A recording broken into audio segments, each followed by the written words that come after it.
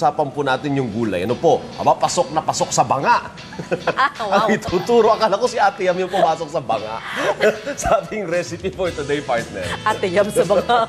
At yan, balita ko, ang recipe ay contribution ng isa sa ating libu-libong Facebook friends na nag-produce na talaga ng video at Galing. ipinost pa sa ating Facebook page. Narito po, panoorin natin ng ating Kusina Clinic.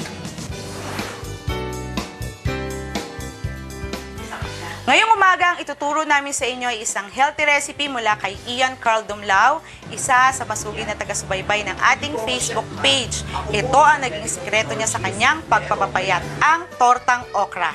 Simulan na natin. Ang ating mga ingredients ay isang tali ng okra, 2 sibuyas na hiniwa ng pino, 5 kutsarang cornstarch, 1 itlog, 1 kutsaritang asin, 1 kutsaritang paminta, 1 kutsaritang seasoning, at syempre vegetable oil.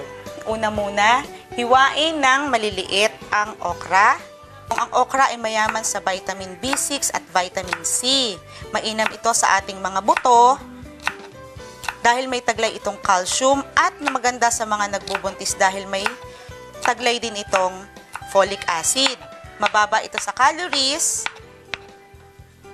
na maganda para sa pagkontrol ng ating mga kolesterol at sa mga nagbabawas ng timbang.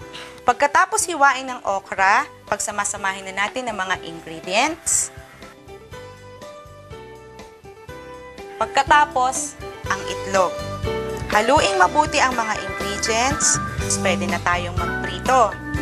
Ilagay ang mantika, pero intayin po muna nating uminit ng kaunti ang kawali bago natin ilagay ang ating tortang okra.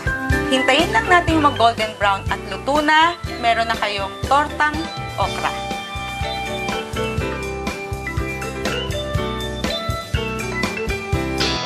Masarap, partner. Oo. Namilig ako sa okra. May mga taong ayaw sa okra, partner.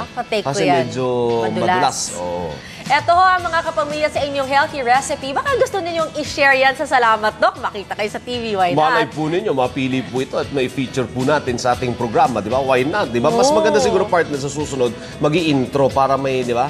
Para may natsot na Ako si Alvin El ganito. Chico. At ito Eto ang ang recipe ko. Correct.